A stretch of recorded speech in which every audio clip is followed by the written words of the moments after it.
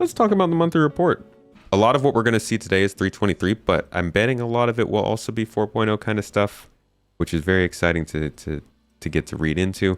And then next month's monthly report is going to be like all that. That's going to be fun to read. AI features.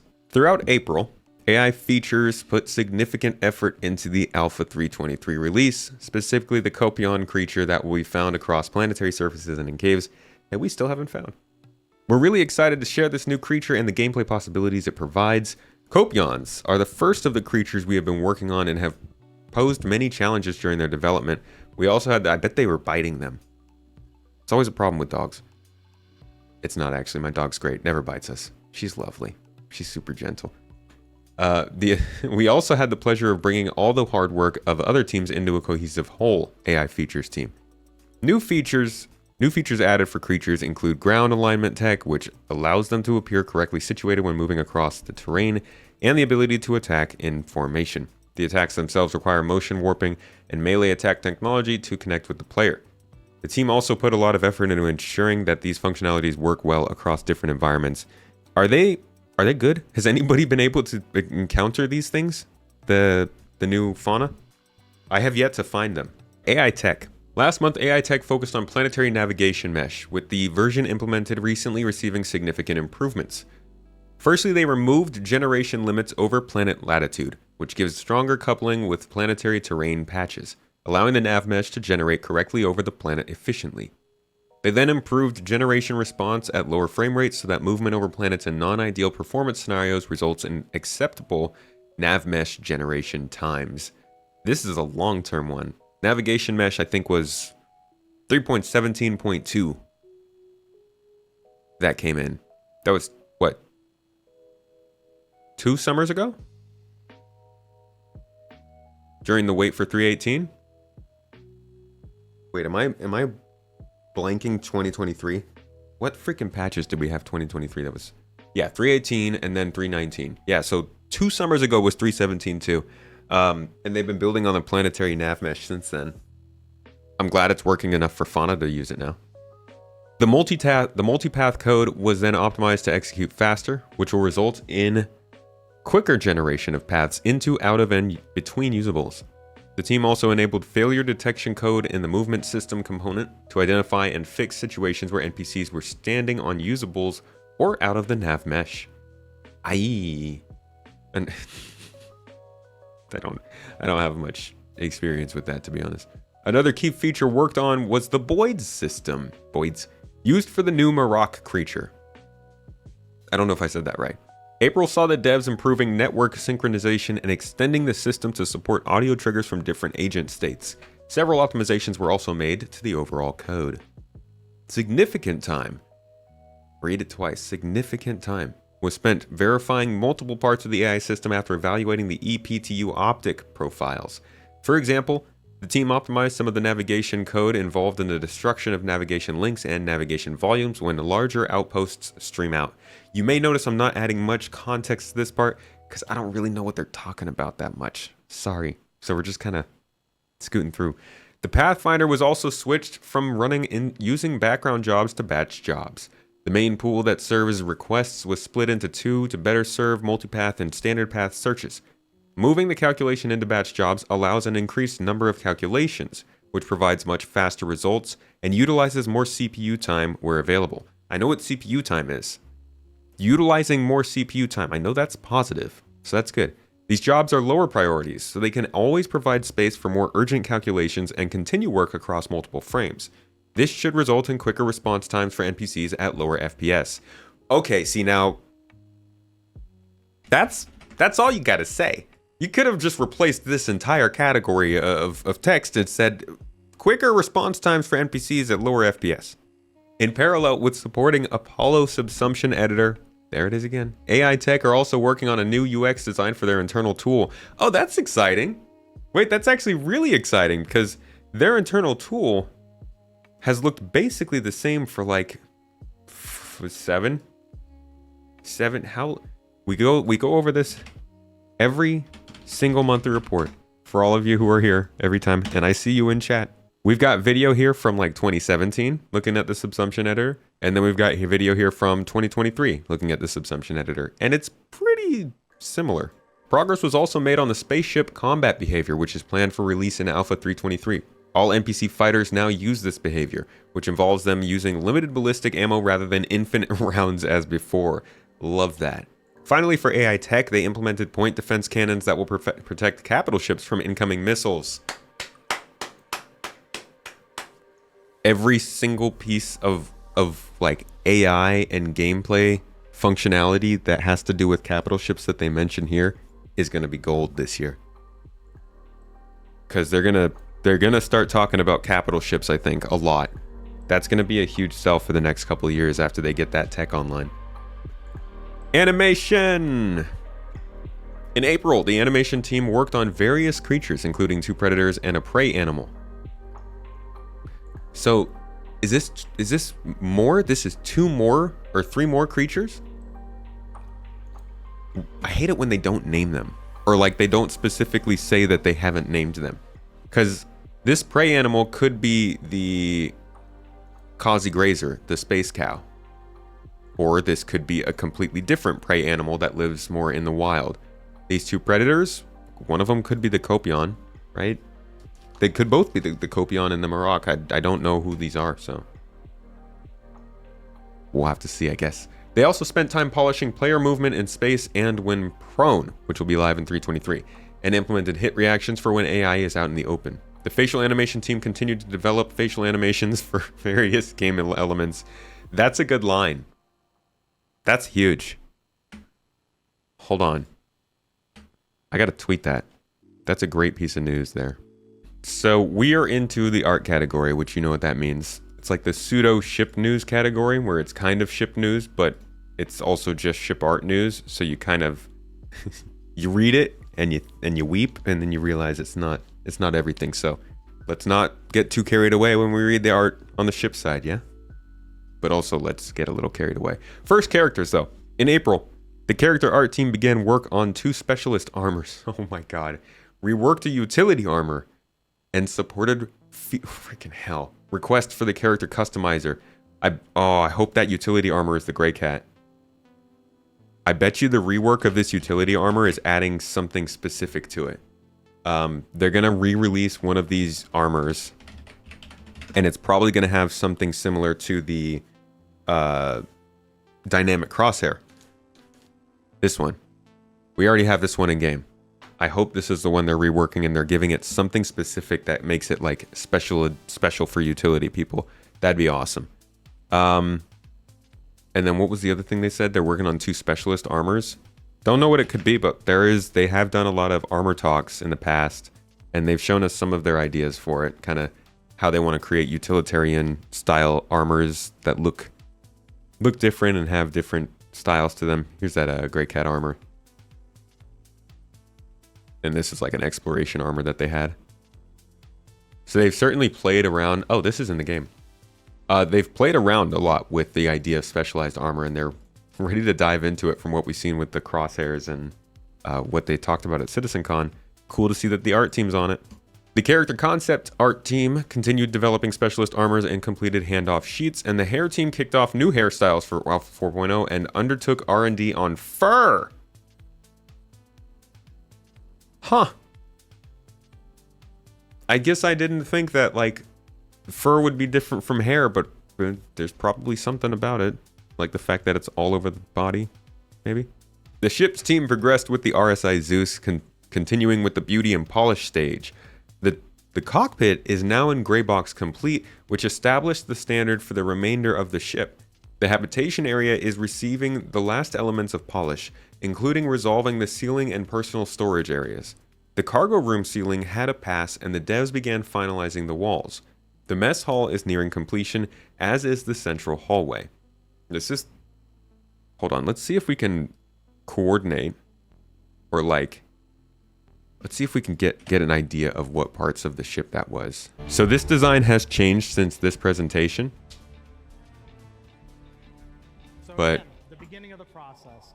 Maybe we can make some calls here. Okay, so you got the cargo bay here, right? I don't even think they mentioned that here. So we'll keep going. Start throwing in cargo, interacting with doors, getting in and out of beds, maybe in and out of toilets, and just getting an overall sense of what it feels like to interact with. All right, so this looks like your habitation.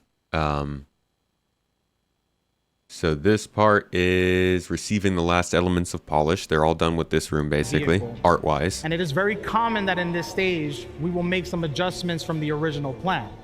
As an example, on this ship, we've just made the decision to expand the center corridor, add a little bit more space. Mess hall is nearing completion, as they said, and then the central hallway is also nearing completion. So all of this is basically looking like a completed ship compared to what we're seeing here. The rooms.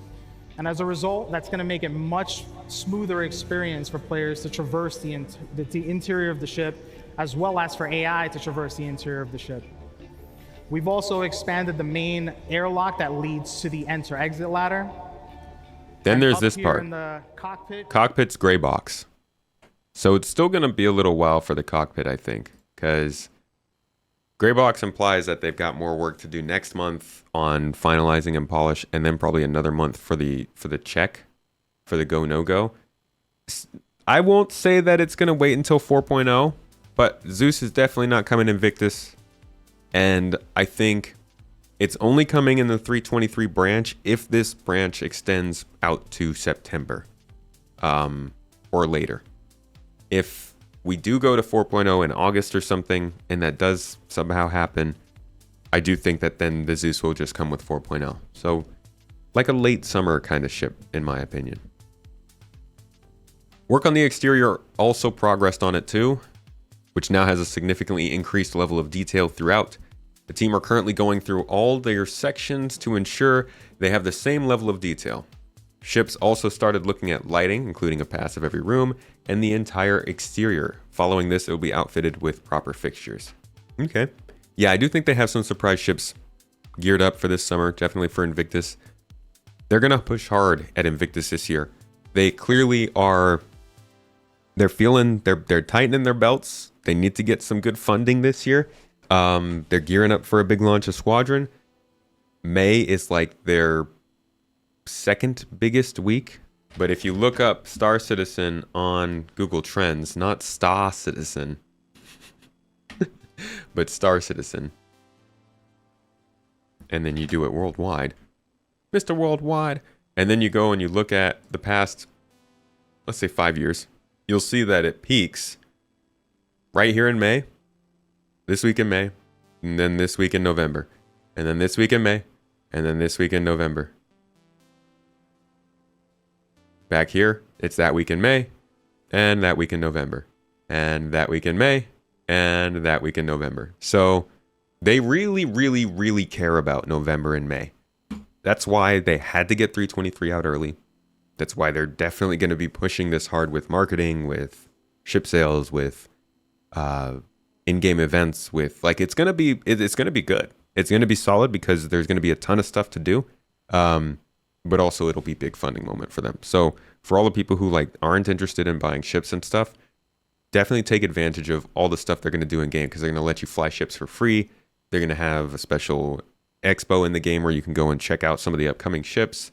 It'll be probably not as great as performance, but it's a pretty good time. Like overall, the vibes are good. The Anvil Legionnaire is now white box complete.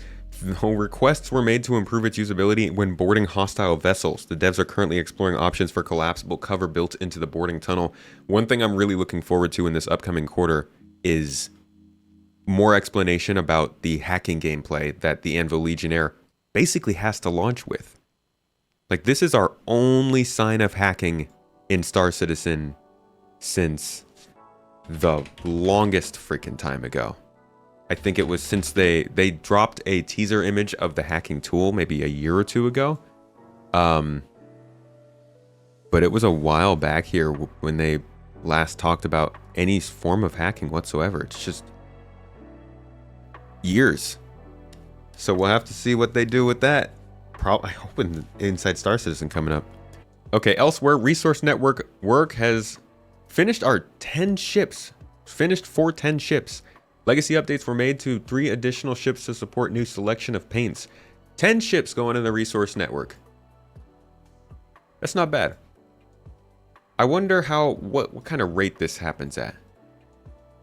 Because if they can get 10 ships in, let's say that work was done over 2 months. 10 ships, 2 months, 5 ships per month.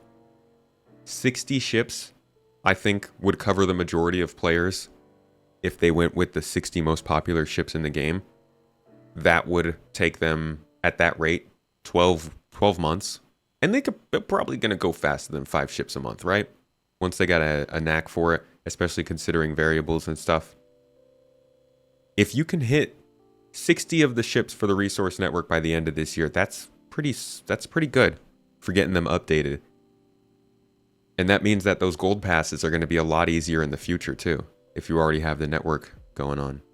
Audio team usually doesn't have too much to talk about, but this should be a good one. For the upcoming Alpha 323 release, the audio vehicle team completed their first milestone in overhauling these ship audio experiences with new thruster sounds, which is rolling out to all new ships. They said, the goal was to restructure our process of designing and implementing ship thruster audio in order to unify the setup of all ships and streamline our pipeline. This ensures that sound designers will have fewer sounds to design. Do sound designers like that? Like, don't you want to design sounds? Or I mean the sounds they're not really are interested in, maybe. Olmec, thank you for the sub. Appreciate you on 15 months. Much love. I'm also kidding. I understand why they wouldn't want more sounds to design. But every asset will have a greater impact that they make. Our objective was to immerse our players in hard-hitting and reactive sounds, resulting in a memorable flight experience, whatever ship they choose to fly. From the audio team. I think the sounds are pretty loud right now. I've only noticed it in the Gladius. But them being loud might actually emphasize the more immersive sound design that they are going to somehow implement into the game. I'm not sure if they're going to do that based on... let's see if we can pull that up. I'm not sure if they're going to do that based on, your ship getting hit, or if you can just flip a switch and get different sound. There are reasons to do both. But I do really like the first one.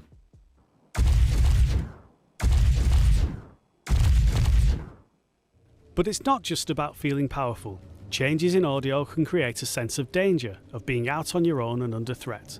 Here's an example of ship combat. Right, not just hubs and ED.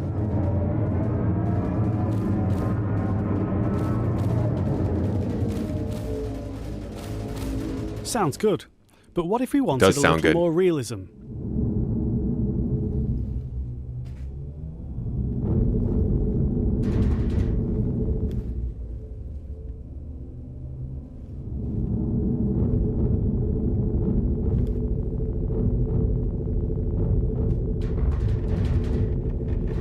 The audio propagation tech that we've been rolling out makes it easier to change the soundscape in real time, and a nice use of that technology is to provide a more realistic option. Here, your own weapons resonate through the hull of the ship. Only what's in the pressurized cockpit is heard clearly, and the threat level feels higher due to the isolating lack of enemy weapon and ship audio.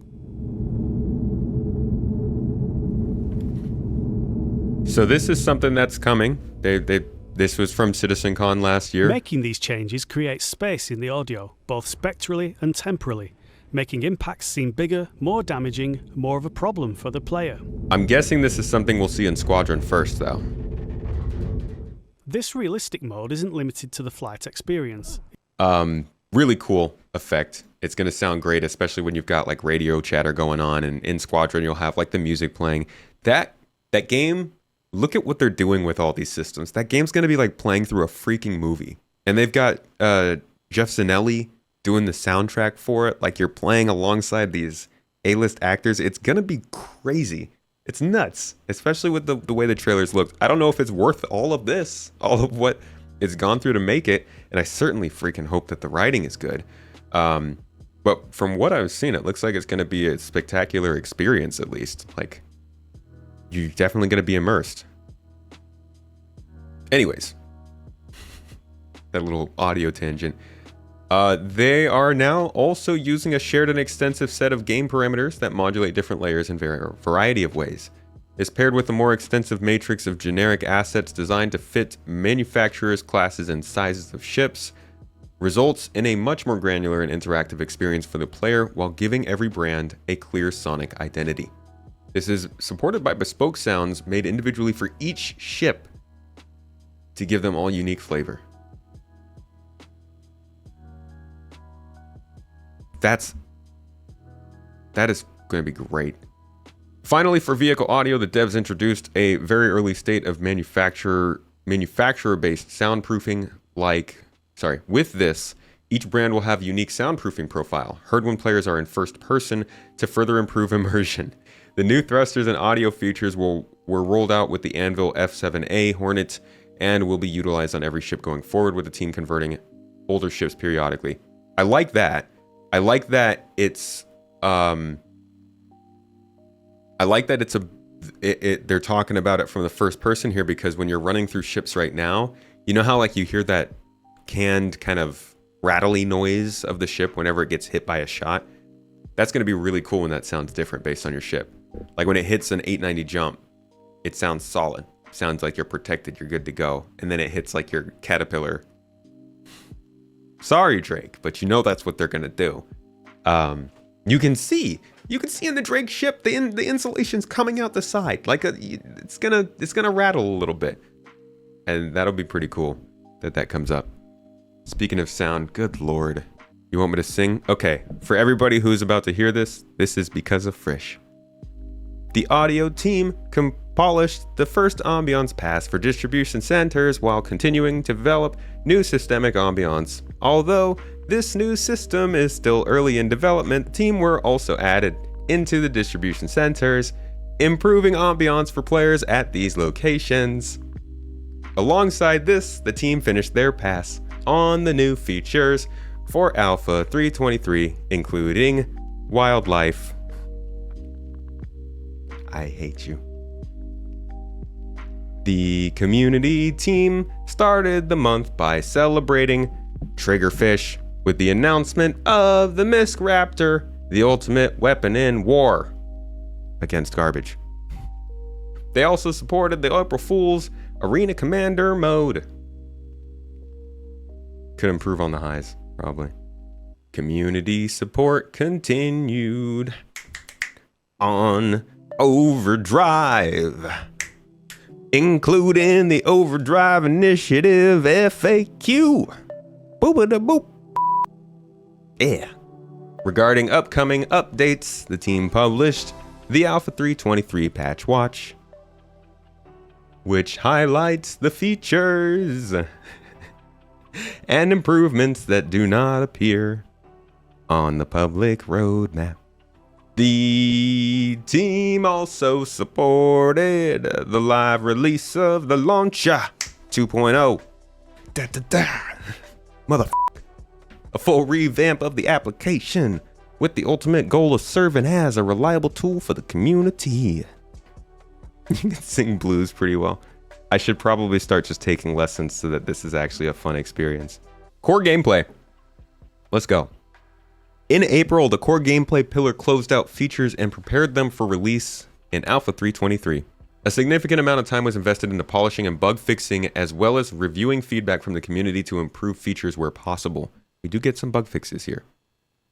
For example, various improvements were made to weapons, including enabling the interrupting and canceling of backpack reloading and ammo repooling via actions like weapon swap, sprint, and melee. Sometimes I wonder if this is something that was overlooked or if it's something that just didn't have time to get in the first pass. Because they say it's in reaction to the community feedback, which is a good look. But is it said because it's a good look? Like, these seem like obvious things, right? Cancel to sprint. And so I not to throw any tinfoil hats on my head, I just wonder, was that something they were eventually going to get to? Support was also added for hit marker sounds, while recoil patterns are now the same for tap firing and holding the fire button. Never, haven't even heard hit marker sounds. ADS mouse sensitivity is not scaled down for higher FOVs anymore, and weapon bandwidth usage was improved. Okay. For jump points, hey, that's what we like to hear. I love just the fact that we can come across jump point conversation is really nice. It's like a luxury almost. The team enabled new fail states if a jump drive detaches or stops functioning, and added tunnel push force from the edges of the map to help players stay on course. They also implemented the first pass of procedurally generated tunnels from design parameters, including randomness to tunnel shapes for variety. Man, let me give you a peek at what this is actually going to look like.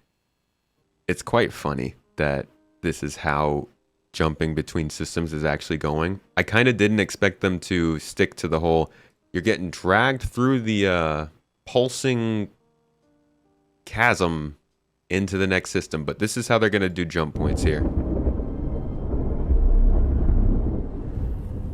The bass is way too loud on this.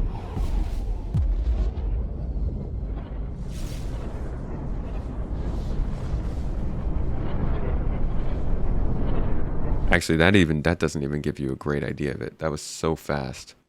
Let's go back to CitizenCon 2019.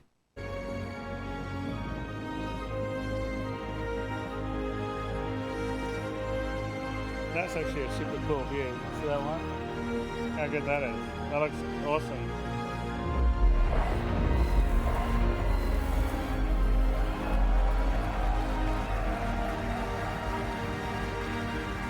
Okay.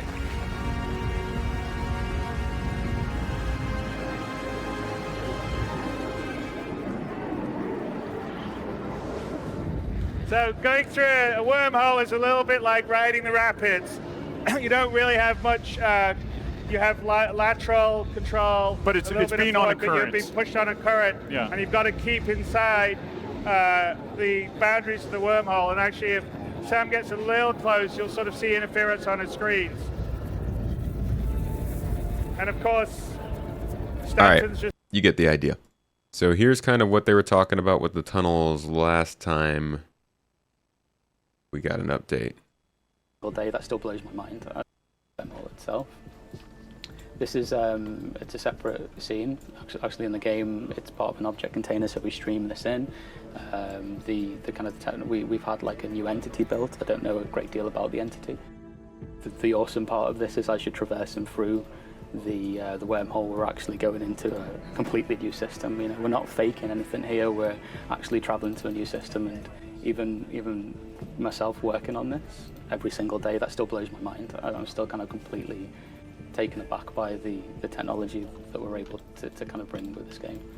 We had Ben Parry, who's one of the graphics engineers in the UK, come in and build us a brand new shader. There's already a shader that the VFX team has used that's mostly for doing kind of like where you would use a particle effect but you don't want to have one, and that's called VFX transparent. So that has a lot of tweakable, slidery kind of things for them to mess around with. So what we actually did was combine that with a more traditional shader that could do lighting and opaque geometry and that kind of thing. And then threw all that in front of Jake, and he picked out which bits he was actually going to use. So then we just deleted out all the bits that we didn't want to use and then started specializing different parts of it to get the kind of details that he wanted out of it. You just kind of fly through here and you can see some of the kind of variations that we have to the tunnels. And this is all real time in the end. So this is a very art-based update. We're kind of, again, like they're basically all talking art rather than creation. And you can see there's lots of kind of cool variations. I might talk about creation here. Straight turns. You couldn't do a 90-degree turn because the kayak would 100% crash because it liked the speed I had. But we got feedback constantly that it was like, no, I want more turns, I wanted more up and downs, we got a good reference with Space Mountain, and we looked at a lot of YouTube videos on like that, and roller coasters in general, especially with this like, how you build up to this like, when you go up before you get a free fall. So then Jake and we just talked and made changes to his spline, because obviously that modular set was kind of working then, so we could go to Houdini, which he worked in, move the spline around quickly, export it, which was a little bit... So this might be the story of how they initially started getting jump point tunnels constructed, and now we're getting the update of how they are getting the tool able to do this itself, procedurally, I guess? It worked, but then we could get it into game Maybe. and we could test it again. So what you can see here on the screen is the tunnel route entirely. So it's from start to finish. The way this began is that Tobias and design would go away and he would construct the tunnel out of what we call designer solids, so simple primitives in the engine. And then we would come in afterwards and use Houdini to generate that into a mesh. My first point I put in my head that I always kept there was like, it needs to be modular built, so it could use our modular tech that we're already building and we're using for like the rest stops. So you can see this is obviously the kind of final generated mesh, all of the chambers, and also if I zoom in here as well, you'll see the obstacles. But columns are obstacles. Little chambers in there. Obstacles that you fly between.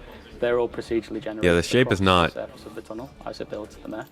Great. And it's all driven by this spline here. So it actually looks a lot like those seaweeds that have like the bulges in them in different segments. To build a system that we could see them at Monterey Bay all the time. Hundreds of these in the future, or to build more and more of Can't hear content, and to also have that flexibility that we needed from design. So design would come online and say, we want like this part of the tunnel to be 90-degree turn. It's no problem because you can take the spline here, you can move it around. It takes a little while to generate, but you can see how straight away we've got an entirely new route there, and it's procedurally generated the columns across that route, it's procedurally generated the chambers across that route. So we've got a system, hopefully, that's got a lot of flexibility to it. We need to change anything, we need to build anything, it's all there and it's all possible. And actually, in the end, we had an awful lot of support from both the VFX tech team and also a lot of VFX artists on building the final content. So actually what we delivered was a real team. So that's kind of an update about how they built the initial jump points. And now we're hearing about they're putting together the actual gameplay behind it, design parameters for procedural generation. Pretty cool. All right, for the resource network and engineering, the team implemented a throttle that manages power in one SCU segments based on the updated UI design. What does that mean? One SCU segments of power. What is that? Additional item power range modifiers were added, which enable extra behaviors currently used for heat generation. This entered optimization for eventual release. Cool, heat is good. For the life support and room systems, the team implemented filters that degrade over time, with the life support generator ceasing to work once all are used up. So there's your usables, your fuel for your life support generator are filters. And you'll have to keep those. That's part of engineering. That right there is part of the regular engineering that a player has to do in keeping a ship running. If you're in a constellation and it's rated for 7 people or 6 people, I think it's maybe 4 or 5 people crew, and you've got 10 people on there, your life support's going to go down faster, and whoever is the allocated engineer or whoever, is on the ship and has filters, you'll have to replace those filters so that people don't start choking to death and dying. Gas propagation now uses accurate positioning within rooms, while atmospheres will equalize differently depending on whether they're high or low atmosphere environments, useful for things like smoke transfer and other stuff like that. In fact, they might have shown us that before. So they were using sign distance fields in 2021 to show how smoke could transfer between rooms based on ventilation. So I think that's part of what they're talking about here. Gas propagation. The technical requirements for crafting were scoped out with design, and room system documentation was updated to enable other teams to better implement their work. April saw continued work on Maelstrom and this radar and scanning feature. Oh man, we don't get to hear about Maelstrom much. It's nice to get a little mention of it and see that they are working on it at least. I like how it's continued work. When did they begin it? Pretty cool though. Good to hear that Maelstrom's getting work, and also radar and scanning. Oh my god, that needs so much work. So much help. Alright, planning continued for the transit refactor as well, and fixes were made for various analytic events not reporting correctly. For Arena Commander, the team began refactoring the spectator module and player component. They also updated how Arena Commander uses comlink notifications and completed a pass over various game modes and rewards for Alpha 323. Changes were made to Pirate Swarm's final wave, which now uses 2 Idris capital ships. Which now uses 2 Idris capital ships. Gunrush now supports multiple weapon lists controlled by badges. that can be randomized from all enabled weapons. VoIP and mute/unmute were added back into Arena Commander 2. Oh yay. Can we fix it, please? Further development was done on the Contracts Manager, with the team providing code support for cargo hauling missions or missions were added back in, where players can choose between objectives, and general bug fixing was done. I'm really happy to hear the progress on missions. God, we need more missions, more variety, more polished experiences from missions. Adding support for cargo hauling missions is good for the Contract Manager. That tells me that most of the teams seem to be on the same page and ready to go when it comes to these cargo additions, so probably not too far away. I mean, that doesn't say they're not too far away, but I think with the other stuff that we've seen, they're coming up. Reputation-based hostility was further worked on too. Alongside several issues and improvements, a new neutral zone was added. This is a special restricted area that all players have permission to be in, with NPCs ignoring reputation relationships and criminality and reacting neutrally to everyone. However, access will be revoked for any non-justified hostile act, with everyone else seeing that person as hostile and attacking accordingly. To regain access after hostile actions, the offending player will need to exit the zone and wait a set amount of time before entering again. Remaining inside when hostile or entering before the allotted time will completely reset the timer. I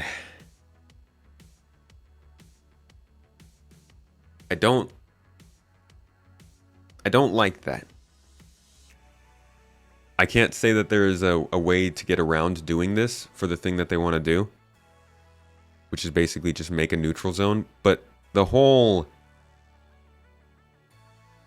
it's really weird when you're in a video game and you're running away from the cops or something and you run around the corner and then like your wanted status goes away and they, like, the same cops that were just chasing you and shooting at you are just like kind of walking around cool with you.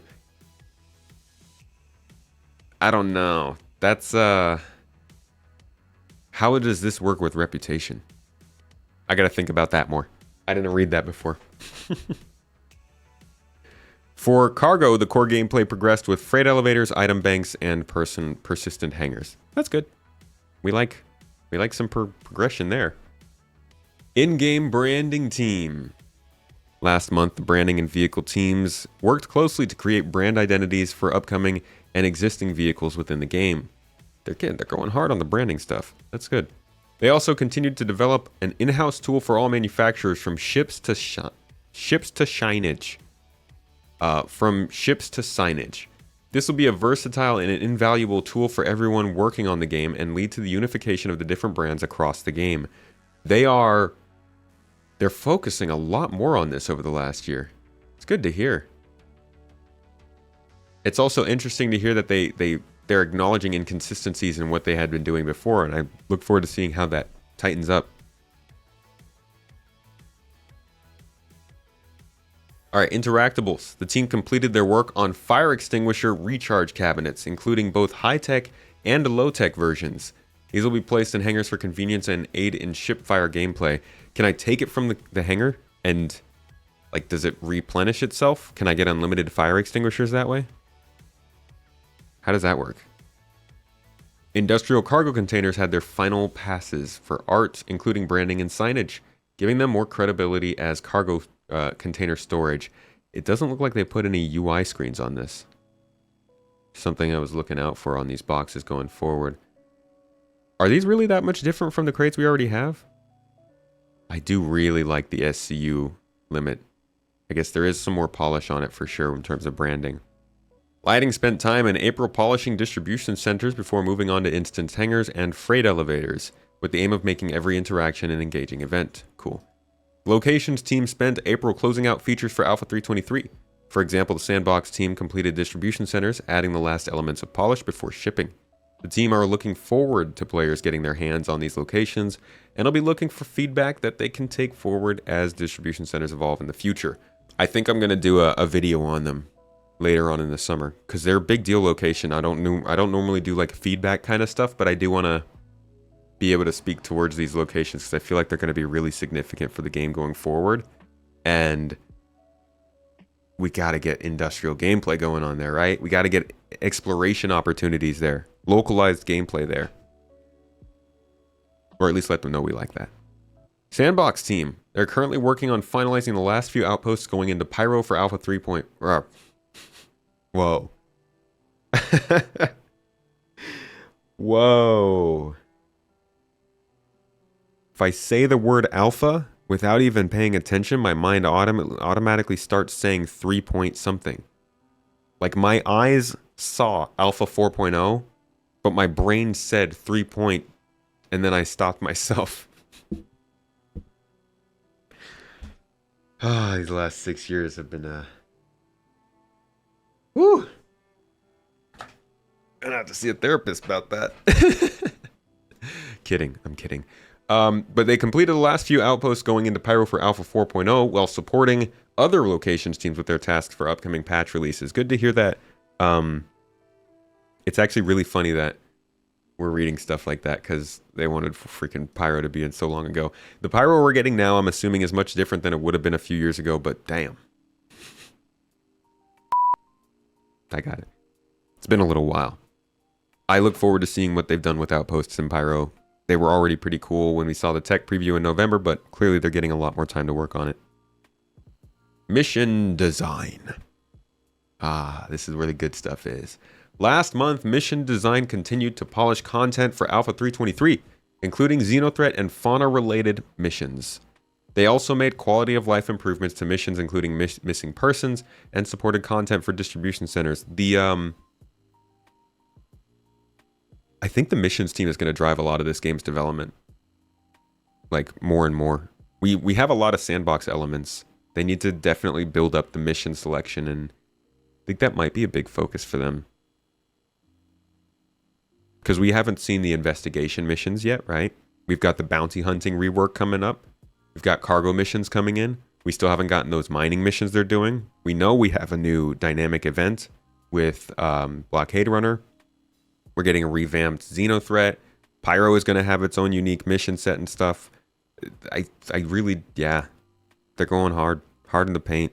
I look forward to seeing how they've been working because they've been doing a lot of work.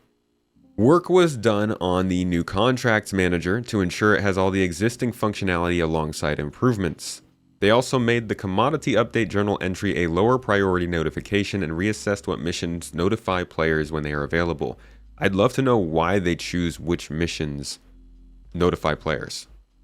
It seems a little bit rare, or a little bit random, but I'd like to know the logic behind it. Also, thanks for downgrading that commodity update journal entry. That was just...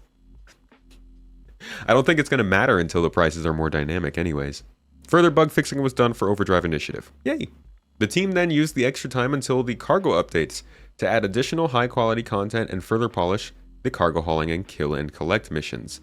Again, key to note, they are getting time to polish this content. That's what we were looking for after this update, right? We wanted to make sure that the delay that's happening for this update means that what we're getting when it actually comes out is a better experience than what it would have been. Don't just put it away and release it in a month, you know?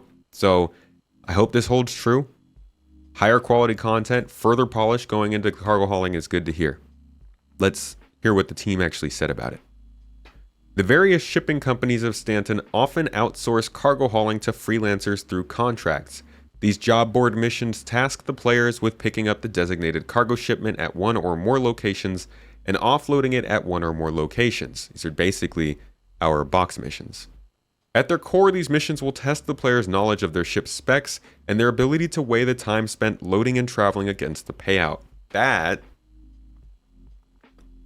think that emphasizes that these missions are going to be a lot like our combat missions, where they tell you what you have to handle, but not what to bring.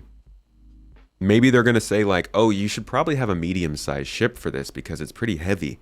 But they're not going to tell you, hey, your MSR is not going to fit this. You might want to bring your I don't know, your whole B, whatever fits just a little bit more than the MSR. That's super freaking good. God, yes. I love that. I also want to, man. So this also seems like it's pointing towards things like control surfaces, VTOL flight, maybe the range that your ship has. Like maybe you have a shorter range ship, you shouldn't take this certain mission, but it's not going to tell you that until you take the mission and you set up your route, right? Maybe you don't want to do deliveries down to planets because it's inefficient for your ship. You don't have VTOL thrust. So that's the kind of stuff they won't tell you that makes these missions more interesting, especially when they start running into emergent gameplay and stuff that comes up, pirates or maybe a distress beacon that you come across during your mission. This is going to be, I'm so excited for this. I did a video on this. I'll get to that in a minute or two. It's up on the YouTube channel. I'm probably going to redo the thumbnail to make it a little more interesting. But it talks about this whole kind of cargo rework that they're doing and how it's supposed to try and change the industrial gameplay. The mission team continued to say they will see the player transport goods back and forth to various jump points, low Earth orbit stations, Lagrange points, landing zones, and distribution centers. These goods consist of various commodities and vehicles of real value, allowing players to get a rudimentary sense of what it will be like to have a hauling career. This is actually the beginning of cargo hauling, thank God. Simultaneously, this represents our first step towards implementing the logistical structure of the verse in a tangible, playable form prior to a quanta-controlled system. This was the biggest line of the monthly report to me, because quantum simulation is so fleeting getting to hear about it. We talk about it a lot on this stream. I just released a video about this, actually. It was supposed to release yesterday, and then they released this update about the monthly report. So I was like, oh, I need to update my video. But you can find it here on the main page. Obviously, it's not just about Tony Z, but Tony Z is a big topic of the economy and the simulation and all that. So he's on the cover. But the whole thing is about, first, the economy updates we're seeing in 3.23, at least that have been confirmed, which are ship prices, and then how those are going to change over the next few updates, as well as obviously a section talking about just kind of what the heck is the quantum economy, where is it, all that kind of jazz. I will drop the link for you in the chat if you want to watch this later on after the stream, if you haven't caught it already. And then the other video I was talking about, the cargo one, is here. This is all about basically these cargo changes that they're going to be releasing in 3.23.x and why they are releasing them the way they are. Narrative team. April was a very busy month for the narrative team, who worked hard preparing for the Alpha 3.23 patch. See, these are all those things that we're hearing in May that we're not going to hear in June. We're going to be all hearing about the next stuff in June. This included crafting. Oh, I guess we'll hear some Invictus launch week and Alien week kind of stuff, yeah. This included crafting new distribution center missions, creature hunting missions, polishing the new UI layouts, and reworking hint text alongside bug fixing. I'm glad the hints are better at telling you what to actually do, instead of like that little text glitch they get that obviously is just for decode or debug. Looking ahead, the team helped with the upcoming Invictus launch week, making sure everything is ready for players to visit in-game. This was a particular focus on the narrative design team, who looked at the NPCs attending the event. The team also spent time working on cargo gameplay, providing UI and mission support. Additionally, the narrative team did a lot of planning and pre-production work for Star Citizen 1.0, detailing the scripts and assets that will be needed for its release. This included looking at legacy work done in the game's early releases and analyzing how best to update it to meet current standards. I bet you anything that they're going over Tessa Bannister's missions for that. Those will be in Star Citizen 1.0. Remember, just because they're mentioning this stuff does not mean it's anywhere near soon. They're literally planning and doing pre-production for it. Still years away. This is just, the narrative team obviously is going to be the ones who are deciding what the background of missions and stuff are, so they're getting started on it right now. Alright, another batch of lore also went up on the website, including a Mirai portfolio, an excellent batch of new Galactopedia entries, and Whitley's Guide to the Drake Vulture. Nice. Online technology. After several sprints, the online services team completed their refactor of the social services backend. This involved porting the services to gRPC, as well as making updates related to server meshing. Online services also completed work related to EAC anti-cheat in preparation for enabling the enforcement of sanctions. This is currently going through the first round of QA testing. The team also supported Alpha 323 for bug fixing and helping triage performance issues. I hope that the anti-cheat stuff doesn't get too heavy. Over the past month, the Live Tools team worked to ensure compatibility between the Network Operations Center and Hex, and the modifications being made on the service side for Alpha for version 323.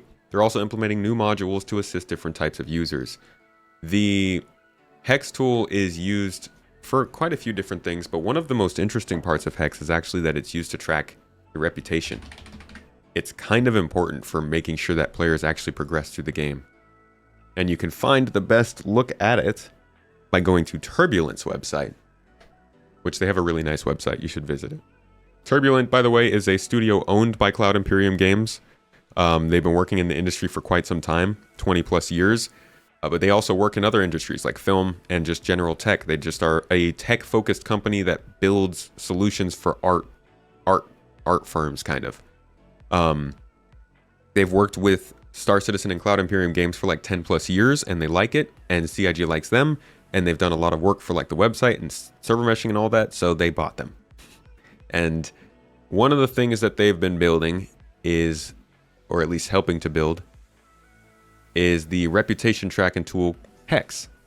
I think it tracks quite a few different things, but you can see here that there are affinity ratings here, how they're changing over time. You can see all of that inside of the gamer's profile. Bounty hunter, affinity, security, reputation, and yeah, so this is an internal tool. Obviously, we don't use this, but this is kind of what they use to monitor that reputation and continue to build it in the back end. So whenever you see them talk about Hex, it's that. I think it also holds the interface for like Odin and Quantum and stuff. R&D. R&D spent April supporting Alpha 323. For example, the half-resolution render node was updated to accompany the new cloud rendering improvements and the introduction of ground fog. This mode serves as a good compromise between quality and performance and will be superseded by the temporal render mode, which is still work in progress.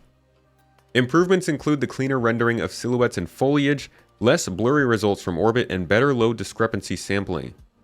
Due to these improvements, the decision was made to alter the very high spec of settings for clouds to use the half-resolution render mode and increase the number of ray marching steps.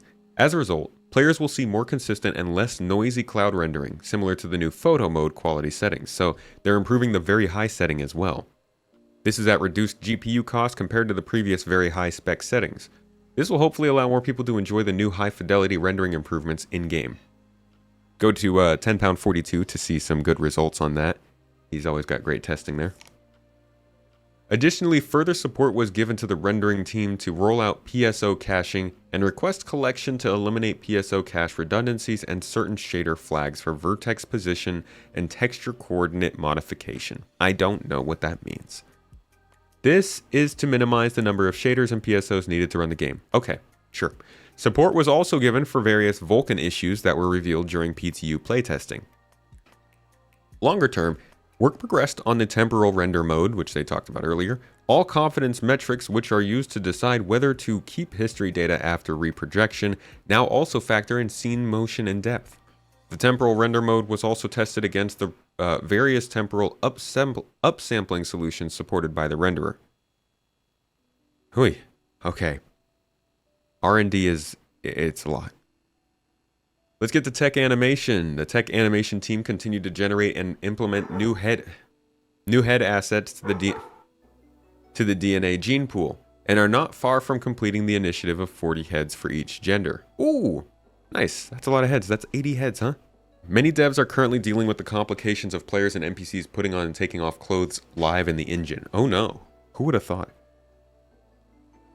They said, this has been ongoing for some time, and with the addition of animation resources into the mix, we are seeing great headway in both generating the assets for animation and generating usable pipelines to expedite the entire process for everyone involved. You gotta get your clothes on and off. Additionally, the team are intrinsic in the creation and implementation of new creatures for both the PU and Squadron 42. They're also involved in work towards consumables and the setup of foodstuffs. Love some foodstuffs. With the team aiming to guide the initiative and promote time-saving workflows. Yeah, like, how many different types of pizza can you guys make? Lastly, they continue to support Alpha 3.23, ensuring content is integrated, tested, and ready for players. All right. Technical design. We got tech animation and tech design now.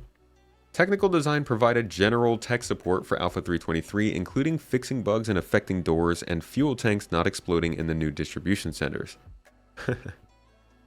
For ships, iteration was done on weapon balance.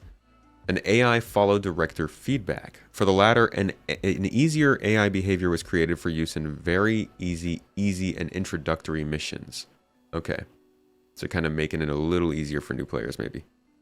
A call to action prompt was added to the elevator panels of multiple ships, and an issue preventing players from getting out of bed in the MISC Freelancer was fixed. For Arena Commander, work continued on the resource network game mode, including enabling doors without power to be openable but not closable to prevent players from being trapped. So tech design is doing a lot of that kind of fixing of big issues stuff. UI. In April, the Montreal-based team focused on the cargo feature and worked closely with core gameplay on the resource network mandate, which included getting wireframes signed off. They will begin creating mock-ups soon. In the UK, the UI team added the final touches to the new UIs for the visor, Mobiglass, and maps.